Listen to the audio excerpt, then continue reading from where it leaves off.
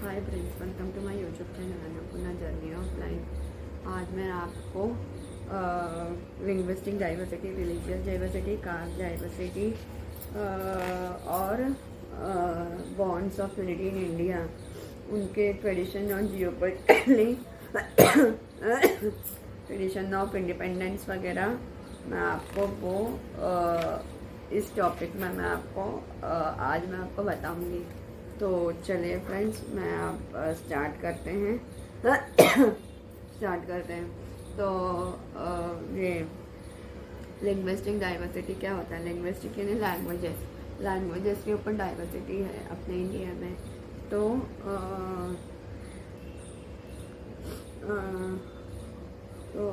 उसमें से अपने इंडिया में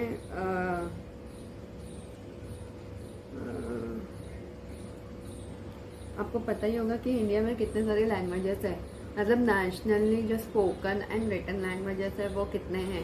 तो टोटल 22 लैंग्वेजेस है फ्रेंड्स। तो 22 लैंग्वेजेस है according to the constitution. Indian constitution schedule 8 में दिया हुआ है 22 लैंग्वेजेस। लेकिन मैं आपको अभी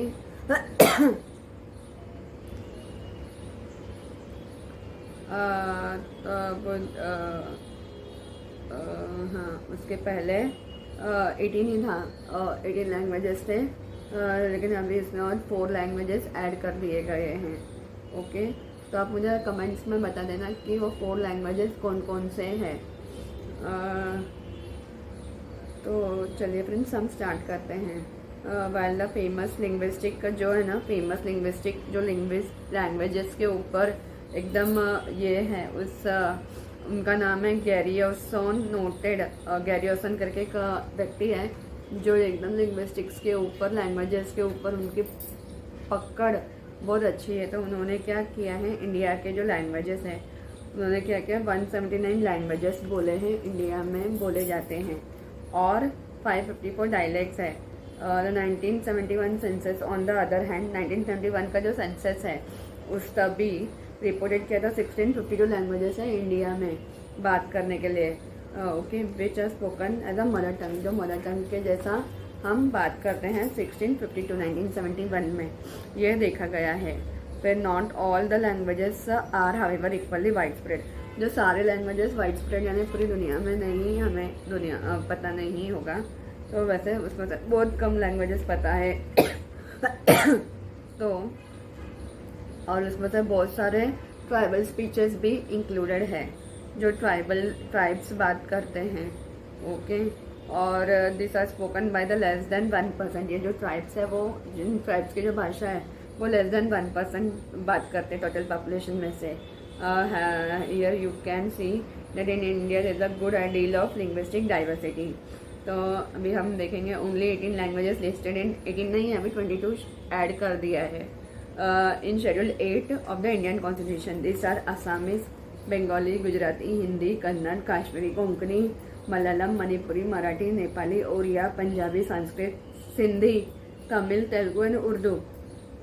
अभी आप मुझे बाकी के जो 4 लैंग्वेजेस हैं फ्रेंड्स कमेंट्स में बता देना कि वो 4 कौन कौन से हैं। Okay, out of this 18 languages Hindi is spoken by 39 point, यानी आउट ऑफ 22 लैंग्वेजेस अगर हम देखेंगे आज के हिसाब से तो हिंदी सबसे ज़्यादा बोली जाने वाली भाषा है। अगर टोटल पॉपुलेशन में जो है 39.85% लोग हिंदी बात करते हैं और बंगाली, तेलुगु, मराठी ये सेकंड लैंग्वेज हो जाता है जो 8% लोग बात करते हैं। ओके, पूरा इंडिया का जितना पॉपुलेशन है उसमें से बंगाली, तेलुगु, मराठी कितने लोग बात करते हैं, 8% है पॉपुलेशन का, 8% है। तमिल एंड उर्दू बाय 6.26%, तमिल है 6.26% और उर्दू है 5.22% respectively, and the rest by less than 5% each. जो बाकी के जो लैंग्वेजेस है वो 5% के आसपास है, 5% से कम ही है। The above mention constitutionally recognised languages belong to the 2 linguistic families, Indo Aryan and Dravidian and अच्छा, ये जो है ना लैंग्वेजेस है वो इंडो आर्यन है और द्रविडियन लैंग्वेजेस से 2 फैमिलीज है, लिंग्विस्टिक फैमिलीज है। ओके, फिर उसमें से Malayalam, Kannada, Tamil, Telugu are the 4 major Dravidian languages. The languages और बाकी सारे इंडो आर्यन हैं थोड़े बहुत। ओके, द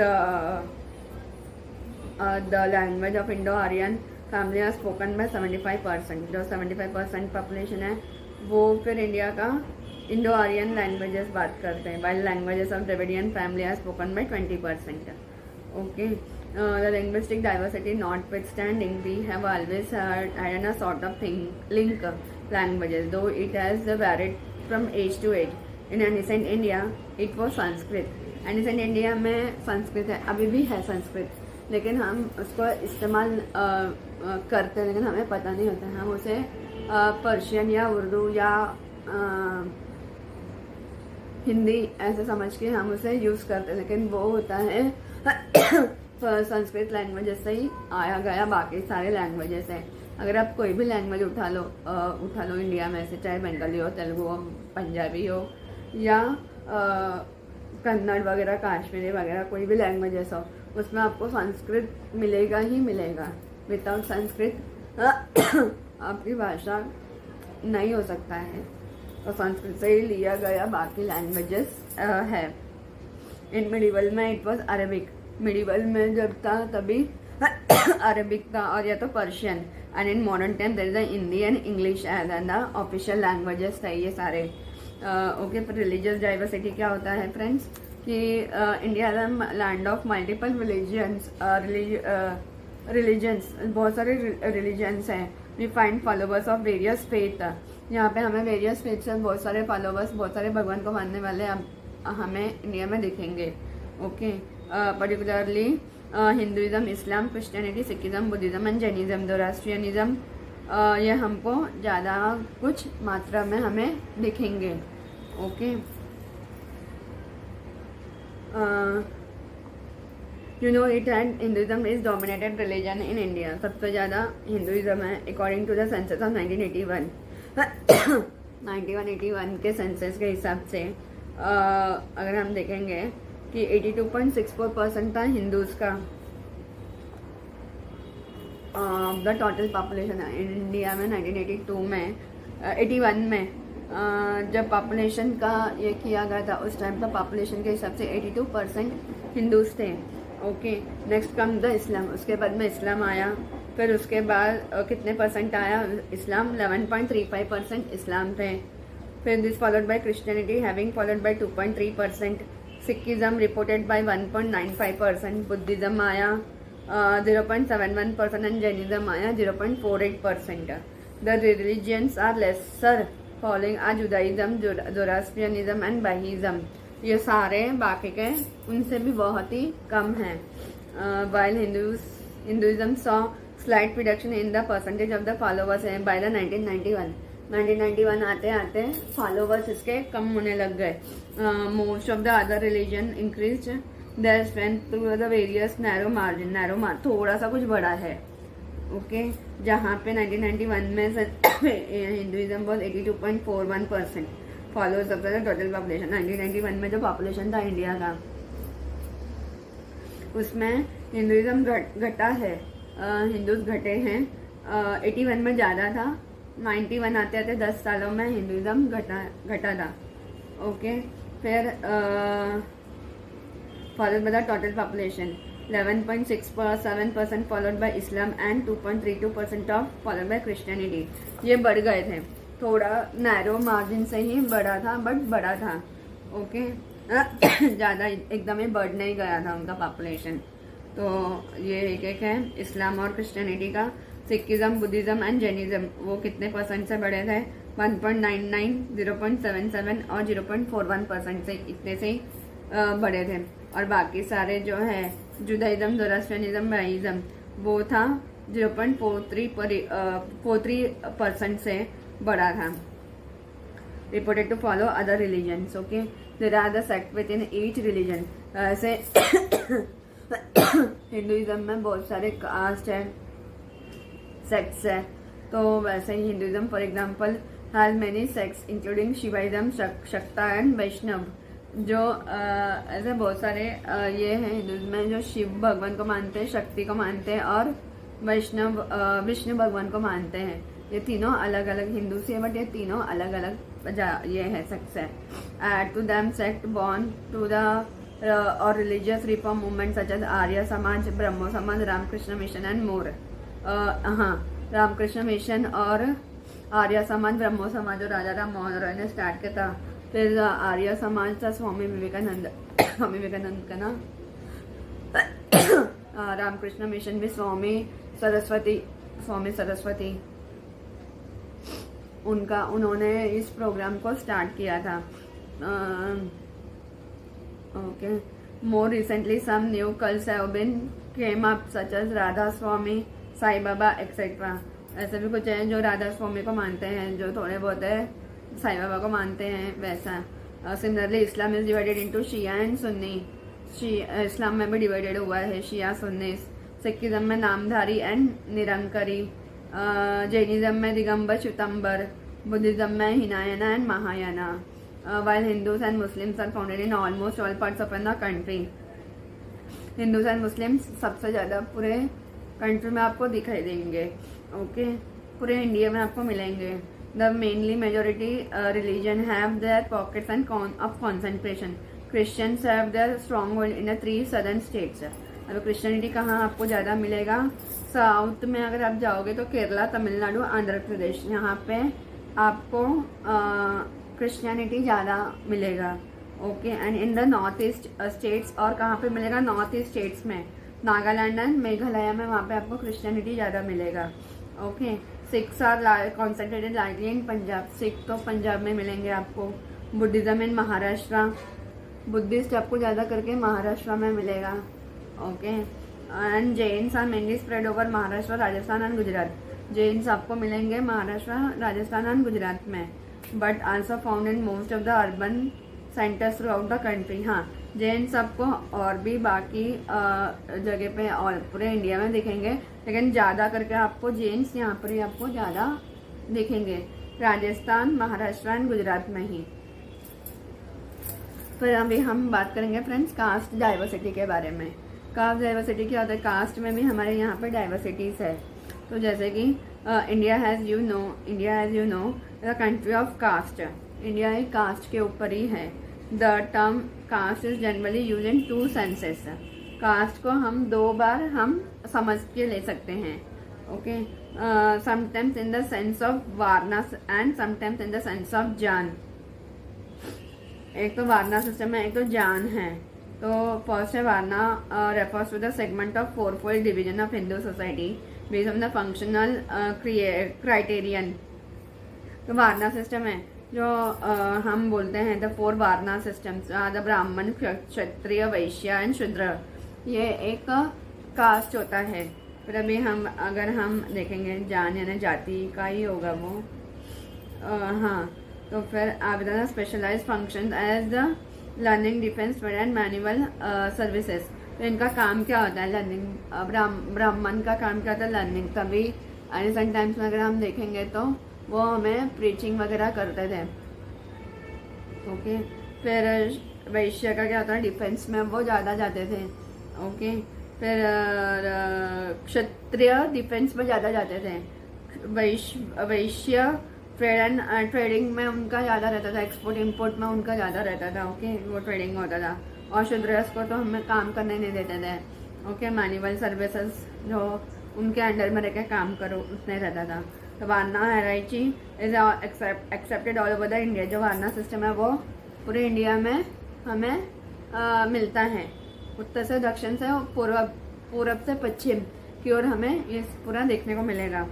ओके, तो फिर जाति दूसरा है, हमें देखने को मिलता है jati refers to the hierarchy, endogamous status group practising a specific traditional occupation.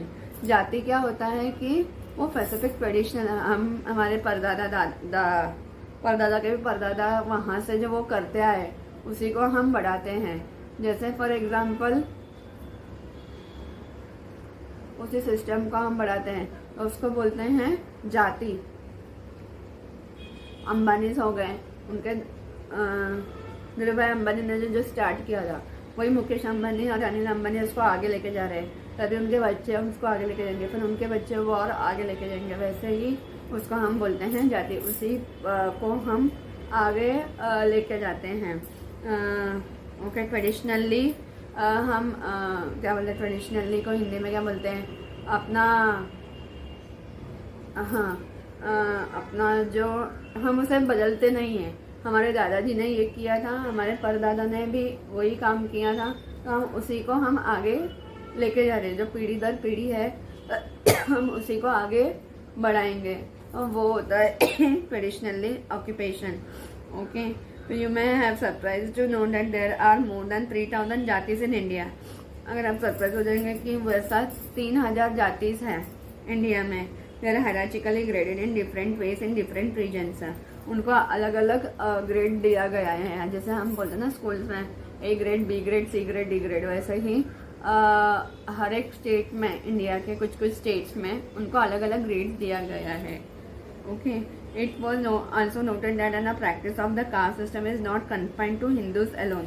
Cast system सिर्फ हिंदूज के ऊपर ही नहीं था। We find the caste system among the Muslims, Christian, Sikhs as well as other communities में भी कास्ट सिस्टम है। Okay, you may have heard of an hierarchy of Sikh, Sheikh, Syed, Mughal, Pathan among the Muslims.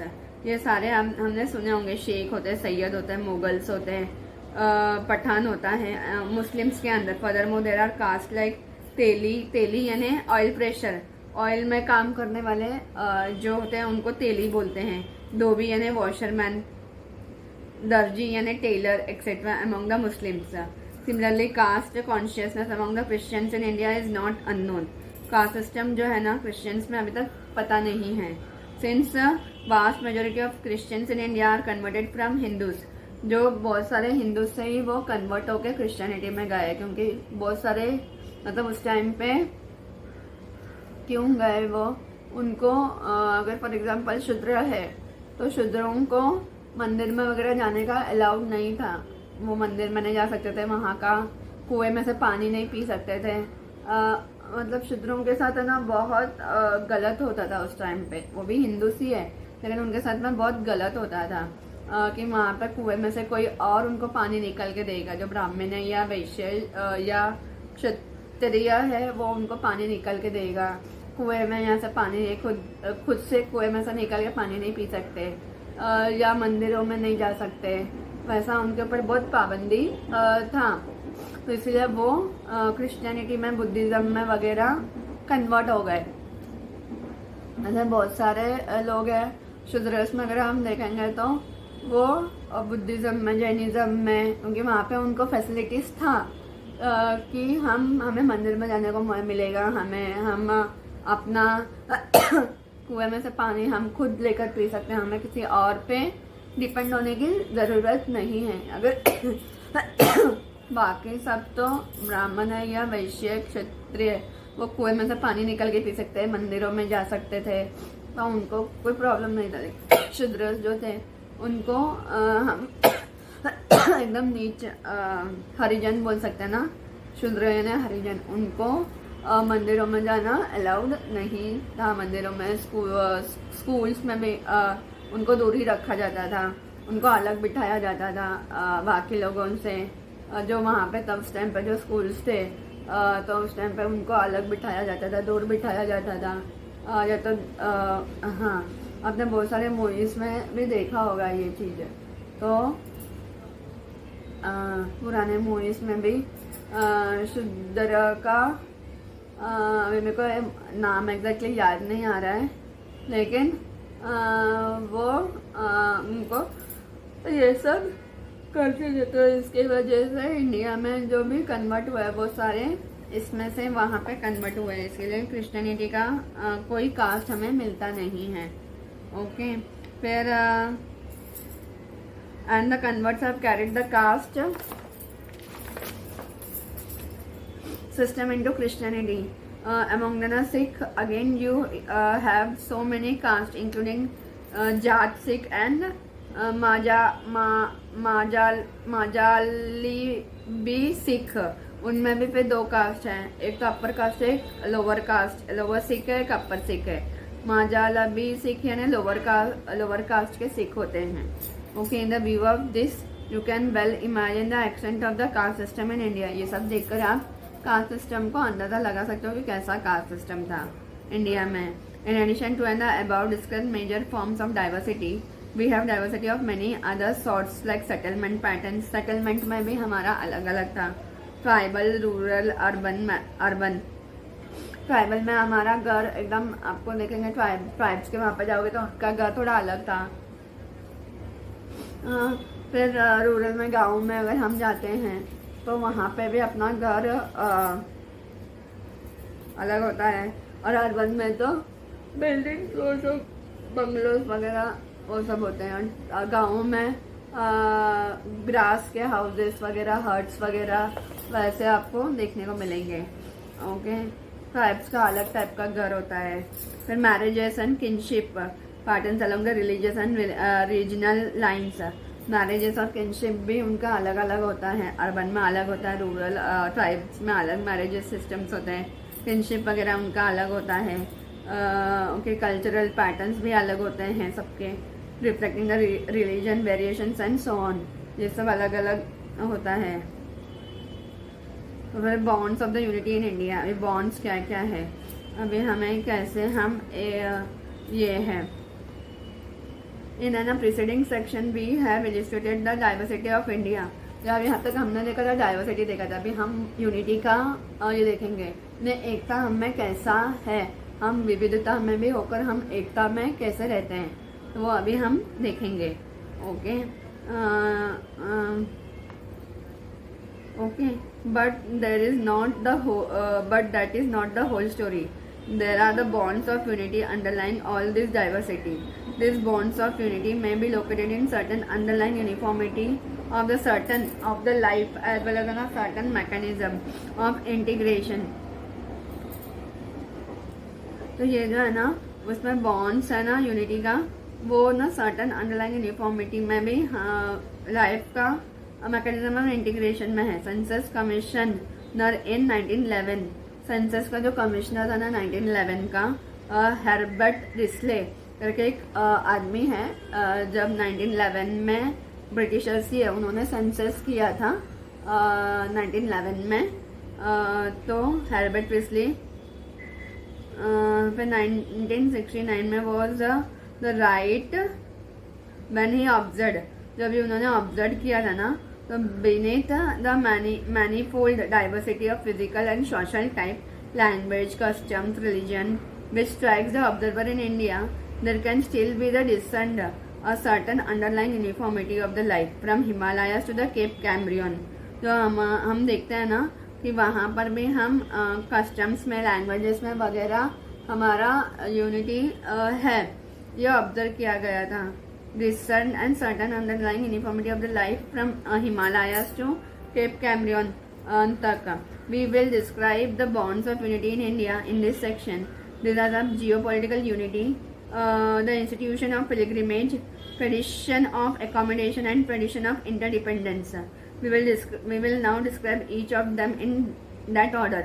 अभी हम देखेंगे कि सारा जो है जियोपॉलिटिकल यूनिटी यानी हम जोग्राफी वाइज हम यूनिटी में कैसे एक साथ हैं। फिर एक इंस्टीट्यूशन ऑफ पिलग्रिमेज है, पिलग्रिमेज में भी हम कैसे एकता में रहते हैं वो हम देखेंगे। फिर ट्रेडिशन ऑफ एकोमोडेशन यानी हम हमारा घर हो गया या होटल्स का एकोमोडेशन बोल सकते हो, वो सारा एकोमोडेशन यानी ट्रेडिशनली हमारा जो पैटर्न है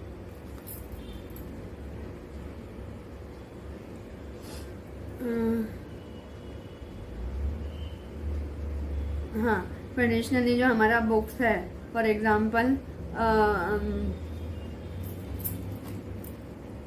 आप हिंदूज में बोल सकते हो भगवद गीता, कुरान, वो सब हमारा ट्रेडिशंस ही है ना, एक प्रकार का। क्रिश्चियनिटी में बाइबल है, फिर सिख्स में गुरु ग्रंथ साहिब है, वैसा ही वो ट्रेडिशंस में आता है। ओके, फिर वो सब के बारे में हम अभी आगे डिटेल्स में जाते हैं। फ्रेंड्स। तो फिर आगे geopolitical unity the first bond of an unity of India is found in its geopolitical integration.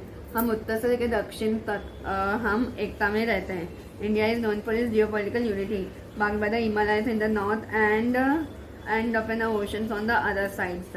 हमें 3 तरफ से समुंदर मिला है। ईस्ट में बे ऑफ बंगाल है, वेस्ट में अरेबियन सी है, साउथ में इंडियन ओशन है, नॉर्थ में हिमालयस से हम घिरे हुए हैं। India politically India is now a sovereign state. India एक पॉलिटिकली सॉवरेन स्टेट है।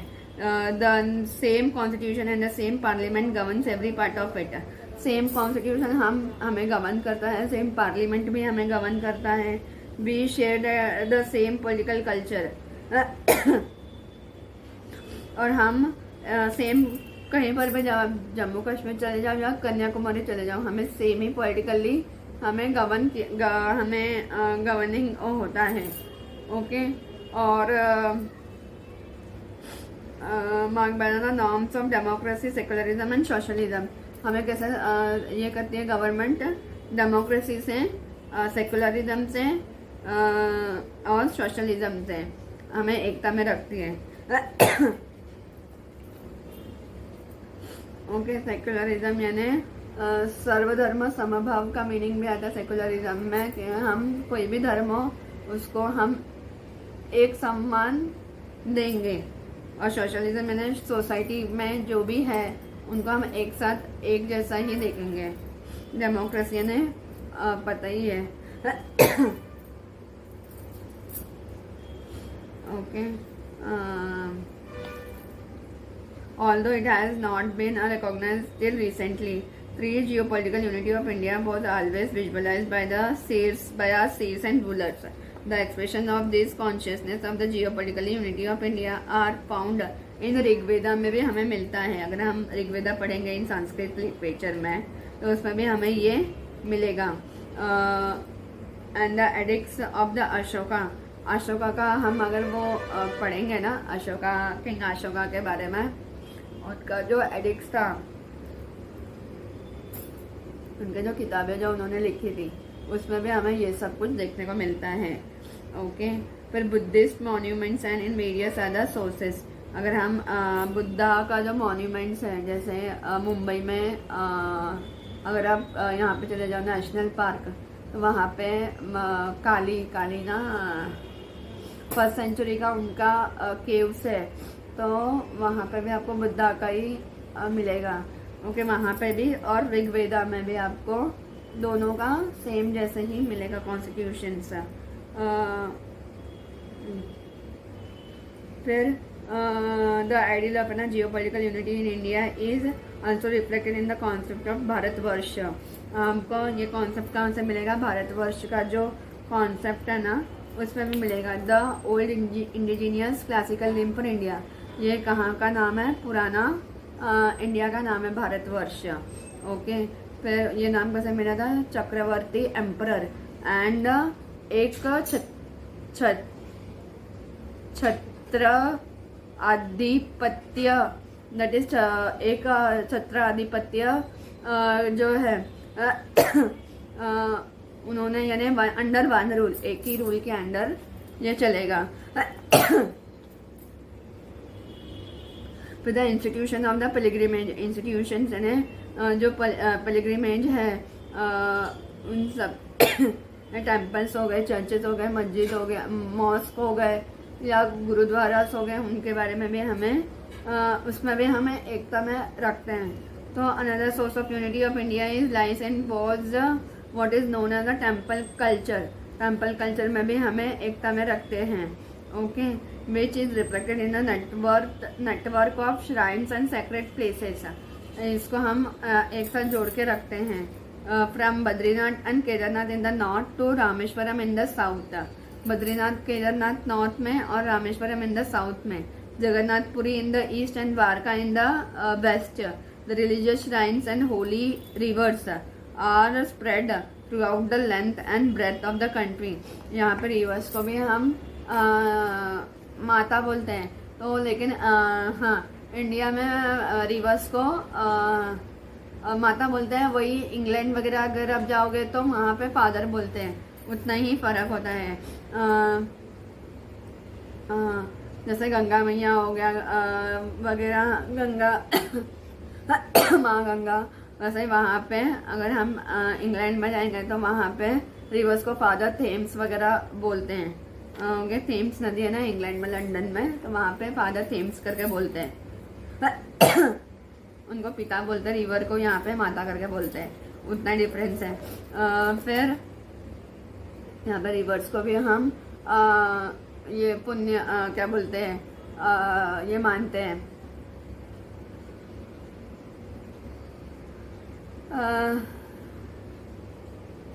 वर्ड याद नहीं आ रहा है, अगर आपको होगा तो आप कमेंट्स में बता सकते हो। रिवर्स को भी हम होली, हाँ, पवित्र नदियाँ बोलते हैं, नदियों को भी। और ये सारे टेम्पल्स हैं, बद्रीनाथ केदारनाथ नॉर्थ में है, रामेश्वरम साउथ में, Jagannathpuri in the east and Dwarka in the west. और होली रिवर्स नदियों को हम पवित्र बोलते हैं। Are spread throughout the length and the breadth of the country. वो पूरे नदियाँ ऑल ओवर इंडिया के पार्ट्स में फैला हुआ है, उत्तर से दक्षिण तक। Closely related to them is and the age old culture of pilgrimage which has always moved people in a various parts of the country and posted in them in a sense of geo-cultural unity, as well as being an expression of the religious sentiments. Pilgrimage is also expressions of love for the motherland. Pilgrimage एक expressions भी है कि हमें हमारा देश बहुत प्यारा है, वो भी एक बताता है। and a sort of mode of worship of the country. हम अपने धरती माता को, या हम धरती को भी माता पकड़ के बुलाते हैं, तो इसके लिए वो हमारा एक वर्शिप है, हमारा एक ये है। हाँ, वो भी एक तरीके का वर्शिप ही है। तो वो एक it has played a significant part of promoting interactions and culture and affinity among the people living in different parts of the India. Pilgrimage can be therefore rightly be viewed as a mechanism of geoculture unity. इसको हम बोलते हैं geoculture unity करके। Traditions अपना accommodation, हम लोग अलग होकर भी अगर हम देखेंगे इन टेम्पल्स में भी उत्तर में अलग होता है, दक्षिण में टेम्पल्स का कंस्ट्रक्शन अलग अलग है, लेकिन तो भी हम एक ही हैं। ओके, फिर एक होता है अभी traditions of accommodations. Have you heard अपना syncretic quality of Indian culture is an remarkable quality of accommodation and tolerance. There is an ample evidence of it. The first evidence of it lies in an elastic character of Hinduism and a major religion of India. As a common knowledge of Hinduism is not a homogeneous religion, a religion having one god, one book and one temple. Indeed, it can be best described as a federation of faith. Okay, यहाँ पे हमें एक God, एक भगवान, एक book और एक temple नहीं मिलेगा, हमें बहुत सारे बुक्स वगैरह, टेम्पल्स और एक भगवान नहीं है। Okay, polytheistic having multiple deities in character of goes to extent accommodation village level and deities and tribal faith. Tribal लोगों का अलग फेथ होता है डाइटीज के बारे में। ओके, वो एक रीज़न है। For an same reason sociologist have distinguish. तो इसके वजह से जो सोशोलॉजिस्ट होते हैं ना, सोसाइटी के ऊपर जो स्टडी करते हैं, उन्होंने अलग ही डिस्टिंग्विश किया है दोनों के बीच में। Hinduism, two broad forms of Hinduism, that is Sanskrit and popular. Sanskritic and popular. Sanskritic is that which is found by the text, religious books and Vedas. जो हम लोग का सांस्कृतिक ये होता है ना, वो किसके ऊपर है? रिलीजियस बुक्स एंड वेदास के ऊपर। हम जिसको फॉलो करते हैं ना, उसको बोलते हैं सांस्कृतिक। और and popular which is found in an actual life of situation of the vast masses. और पॉपुलर किसको बोलते हैं कि जो आम हम बुक्स, रिलीजियस बुक्स और वेदास को फॉलो नहीं करते हैं आजकल। एक्चुअल लाइफ को हम सिचुएशंस के हिसाब से हम उसको फॉलो करते हैं, उसको बोलते हैं पॉपुलर। फिर रॉबर्ट रेडफील्ड करके एक है, has called this two forms of great traditions of Ramayan. तो उन्होंने क्या बोला है कि रॉबर्ट रेडफील्ड करके एक है, उन्होंने बोला ये ग्रेट ट्रेडिशन है किसका, रामायण एंड महाभारत का, and the title and the little tradition of the worship of the village deity. इसको अगर हम देखेंगे ना सांस्कृतिक और पॉपुलर को, तो वो हमें मिलेगा रामायण महाभारत और विलेज का जो डाइटी होता है ना, worship of village deity. Village में उस टाइम पे विलेज डाइटी यानी ट्राइबल्स वगैरह जो थे उनका पूजा वगैरह करने का वो तरीका अलग था, तो उनका तीनों का मिश्रण है।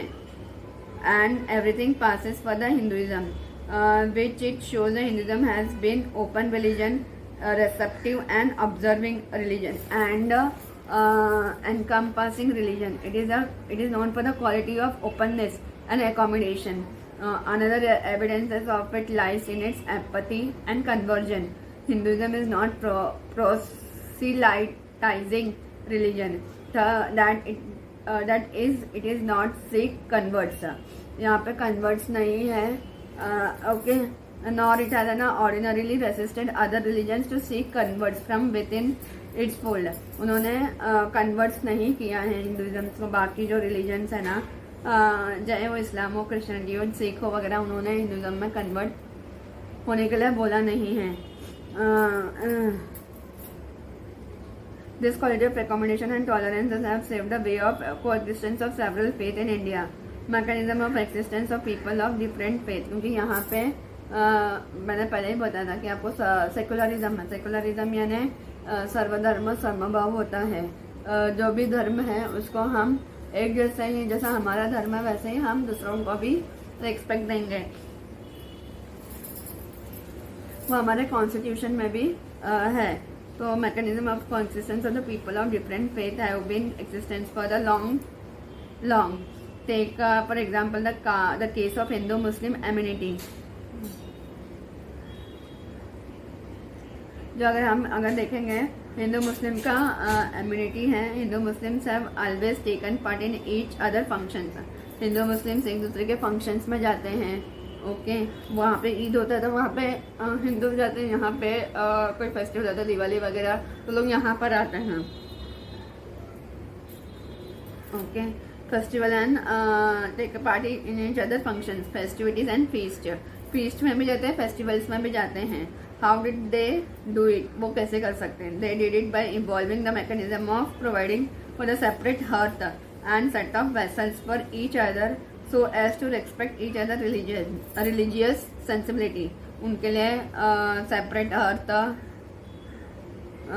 एंड सेट ऑफ वेसल्स वगैरह भी अलग करके उनको देते हैं, उनके धर्म को रिलीजियसली एक्सपेक्टेबल देते हैं। This is always facilitated mutual visiting and sharing in each other Joy and grief. और लोग इसमें आकर सुख दुख में एक दूसरे को म्यूचुअली अंडरस्टैंडिंग करके लेते, शेयरिंग करते हैं। They have also done by showing regards for each other saints and holy man. वो लोग एक दूसरे के जो सेंट्स हैं, जैसे अगर हम बोलेंगे महाराष्ट्र में तो संत तुकाराम वगैरह है, पर अगर हम मुंबई की बात करेंगे संत तुकाराम है, संत एकनाथ है, संत ज्ञानेश्वर है। वैसे ही फिर ये हाजी अली जो दरगाह है वहाँ पे भी हम जाते हैं, वो भी यहाँ पर आते हैं। तो वैसा और ये भी एक एग्जांपल ले सकते हो आप साईं बाबा का। साईं बाबा के वहाँ पे हिंदू मुस्लिम दोनों भी जाते हैं, वो भी एक एग्जांपल हो सकता है। फिर यहाँ पे कोई फंक्शन होता है तो वो यहाँ पर आते हैं, वहाँ पे भी जाते हैं, वो भी एक है। थर्स both Hindus and Muslims have shown reverence to the saints and prayers for each other, and this hold as well as the coexistence of other religious groups like Sikh, Jain, Christians and so on. And this hold as well as the coexistence of other religious groups like Sikh, Jain and Christians and so on.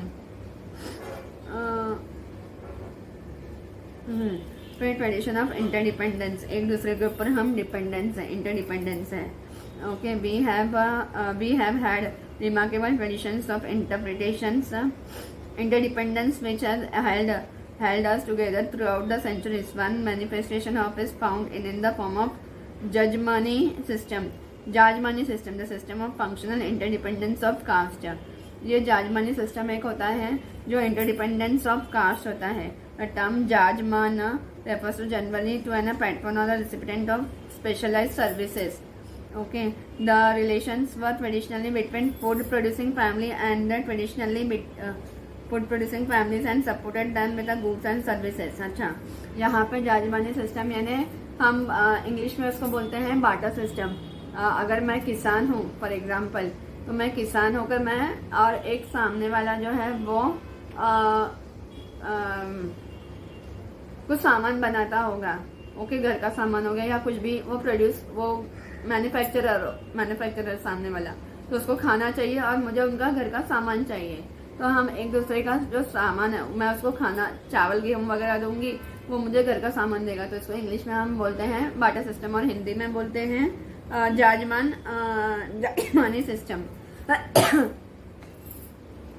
तो वैसे हम एक दूसरे के ऊपर वो अपना services देगा, गुड्स एंड सर्विसेज, और मैं उसे अपना प्रोड्यूसिंग जो किसान ने जो खाना बनाया है वो मैं उसे दूंगी। तो उसको हम जाजमानी सिस्टम बोलते हैं। ओके, हम एक दूसरे के ऊपर डिपेंडेंट भी है इस तरह से। The relations were traditionally between the food producing families and the families that supported with them with goods and services. This came to be called as jajmani relations. इसको हम क्या बोलते हैं? Jajmani relationships. Jajmani relations were conspicuous in village life. कि ज़्यादा करके आपको गांव के वहाँ पे ज़्यादा आपको ये सब देखने को मिलेगा।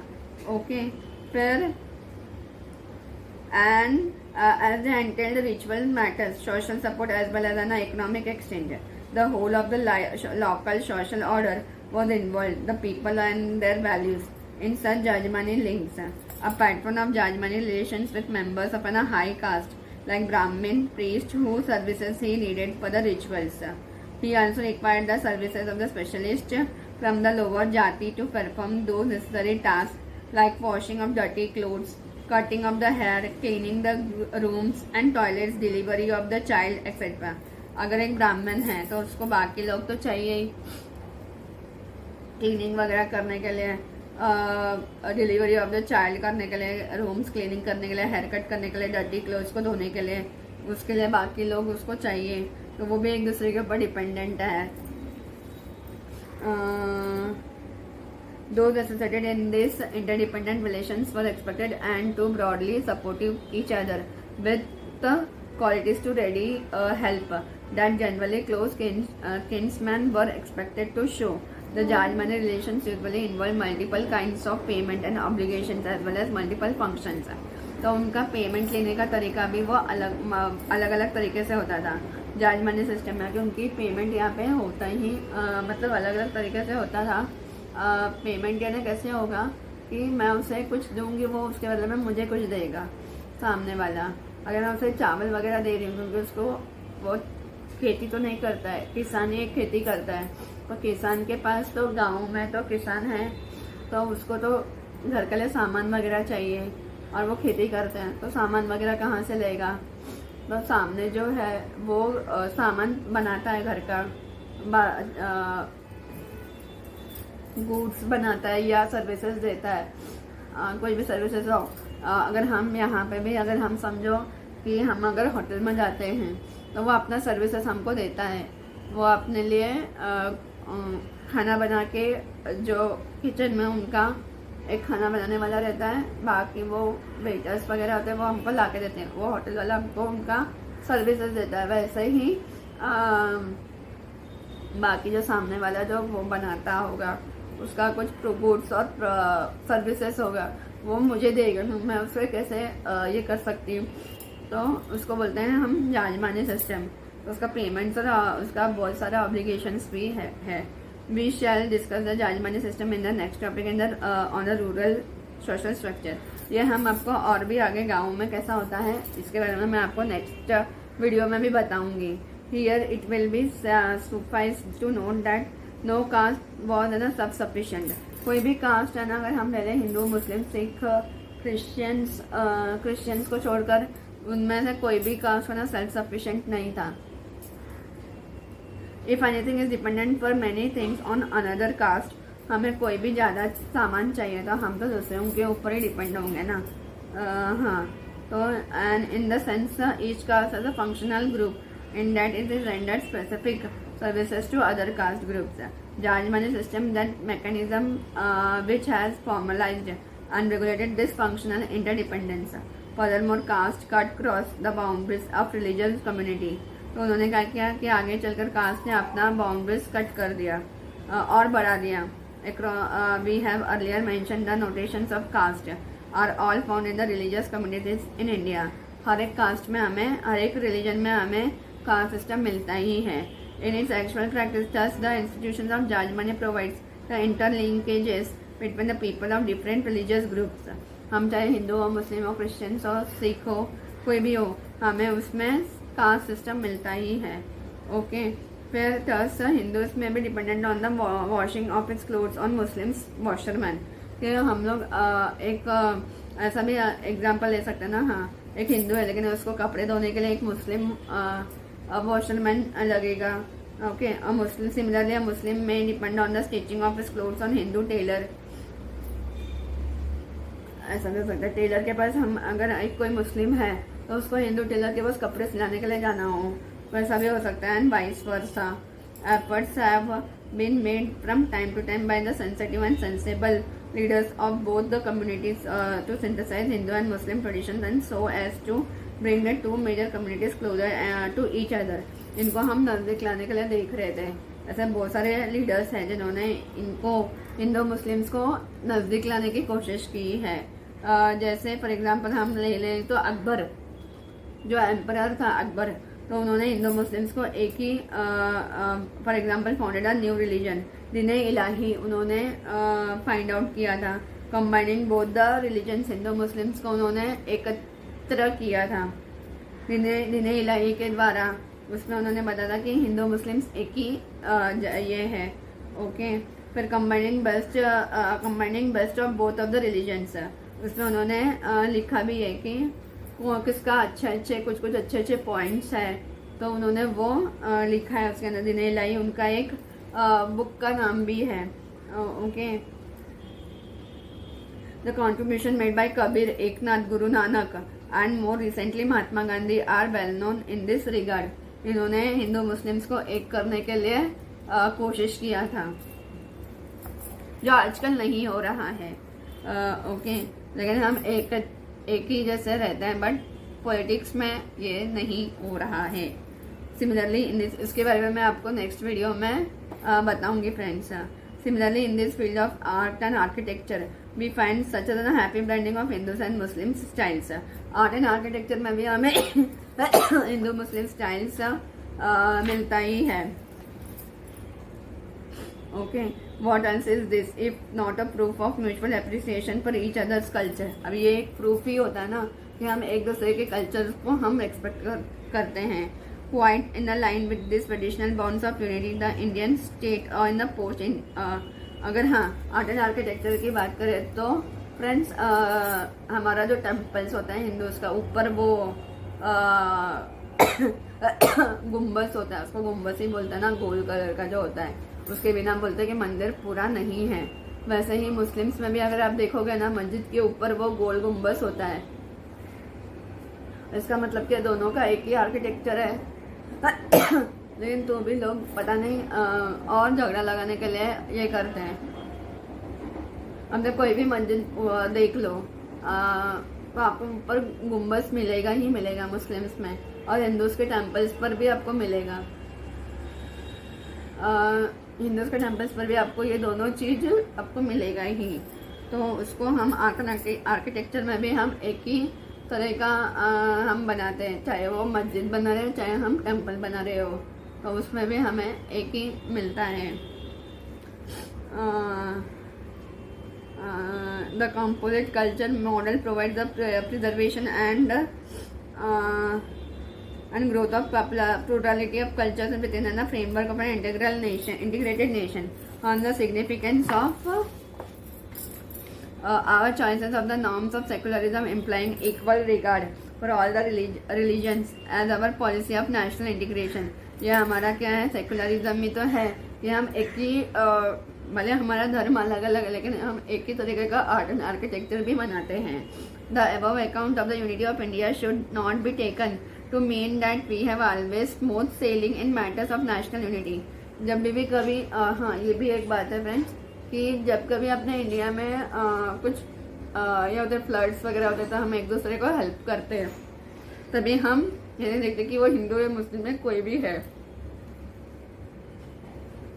फिर तभी भी हम यूनिटी में आते हैं with no incidents of caste. It should be not taken as a mean that we have always had a smooth sailing। हाँ, हमें ये भी देखना चाहिए कि हमारा जो है ना ये है हमारा जो यूनिटी है वो एकदम स्मूथ सेलिंग में ही है, एकदम स्मूथली हम उसको ड्राइविंग कर रहे हैं या बोट चला रहे हैं, सेल कर रहे हैं। Okay, with no incidents of caste, communal and linguistic riots. इसके हम इसको ये नहीं करते हैं, हमारे इसमें कास्ट में कोई भी इंसिडेंट्स नहीं होना चाहिए। कम्युनल में भी कम्युनल राइट्स होते हैं जो 93 में हुआ या उसके पहले भी हुआ। लिंग्विस्टिक्स पर भी हमारा होता ही है, तो वो सब नहीं होना चाहिए। उसको हम लोग उसमें स्मूथली चला रहे हैं, ऐसा होना चाहिए। Non should it be taken, नहीं मेरा लैंग्वेज बड़ा है ना किसी और का तेरा लैंग्वेज बड़ा है, ऐसा नहीं होना चाहिए उसमें भी। फिर कम्युनिटी में भी हमारा कम्युनिटी बड़ा है, उनका कम्युनिटी छोटा है, या उनका कम्युनिटी बड़ा है मेरा कम्युनिटी छोटा है, ये भी नहीं होना चाहिए। फिर कास्ट सिस्टम पर भी लड़ाई नहीं होनी चाहिए। Nor should it taken with the mean to devise and secessionist tendencies have been another altogether absent। ये सारे चीज absent होने चाहिए। There have been occasional riots at times, serious riots। For example, we can forget the communal riots of partition days। हाँ, यहाँ पे जब partition हुआ था 1947 में, तो अभी इंडिया पाकिस्तान बट रहा था, तभी लिंग्विस्टिक राइट्स हुए थे। ओके, कम्युनल राइट्स पता है, हिंदू मुस्लिम हिंदूस वहाँ पे चले गए थे, मुस्लिम्स यहाँ पर आ गए थे, या हाँ, या वाइस वर्सा भी होता है, वैसा हुआ था। फिर linguistic rights in Tamil Nadu in the protest of against the imposition of Hindi. हाँ, तो तमिलनाडु में उन्होंने क्या किया था कि अपना अभी ऑफिशियल लैंग्वेज क्या है, हिंदी और इंग्लिश है, लेकिन तमिलनाडु में उन्होंने बोला था कि हमें तमिल एज ऑफिशियल लैंग्वेज रखना है। ओके, तो उसमें भी उन्होंने राइट्स, झगड़े वगैरह बहुत हुए थे उस टाइम पर भी। Secondly the rights in Gujarat of during 1980s between the scheduled and non scheduled caste. Scheduled caste और नॉन शेड्यूल्ड कास्ट में भी 1980s में गुजरात में वापस दंगे हुए थे। और फिर कम्युनल राइट्स भी होता है 2002 में, वापस 2002 में कम्युनल मैंने अभी क्या बोला, वर्ड क्या यूज़ किया, हाँ, दंगे हुए थे। ओके, फिर ये सब नहीं होना चाहिए, इसको हमें एक लेवल पे लाके रखना है, एकदम स्मूथली हमें इसको कवर करना है। ओके, इसका कोई सल्यूशन निकालना है। तो हाँ, the redeeming feature however is this that bonds of unity have been emerged stronger than the forces of disintegration। तो ये हमें एकदम स्मूथली और यूनिटी में रखोगे, अच्छे से स्ट्रॉन्गर फोर्सेस वगैरह रखोगे तो हमारा यूनिटी बना रहेगा। तो इसके ऊपर हमें क्या पता चलता है कि pattern differences between the groups, socio cultural variety and lack of uniformity. हमारे इसमें ना, इसको हमें अगर चलाना है तो हमारा जो पैटर्न डिफरेंसेस है ग्रुप्स में, वो उसको हमें सुधारना है। प्लस सोशो कल्चरल वैराइटीज़ है, लैक ऑफ यूनिफॉर्मिटी है। Unity means integration that may or may not be based on uniformity.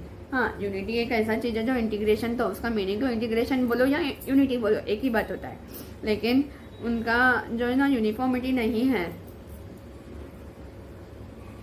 उसे हमें ये करना था। Sense of oneness arising from the bonds that hold the members together or that bind the diverse groups of with one another।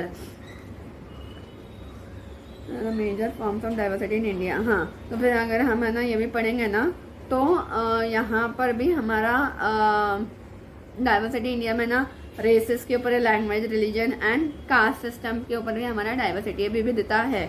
Underlying all the diversity there is an remarkable measures of unity noted for the 4 bonds of unity in India जो हमने अभी 4 देखे थे।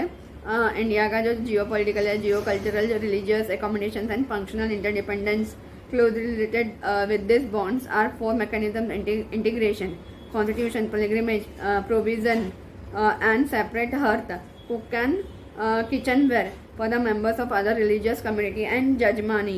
Finally, India has an opted for the composite culture model of unity rather than the uniform cultural model.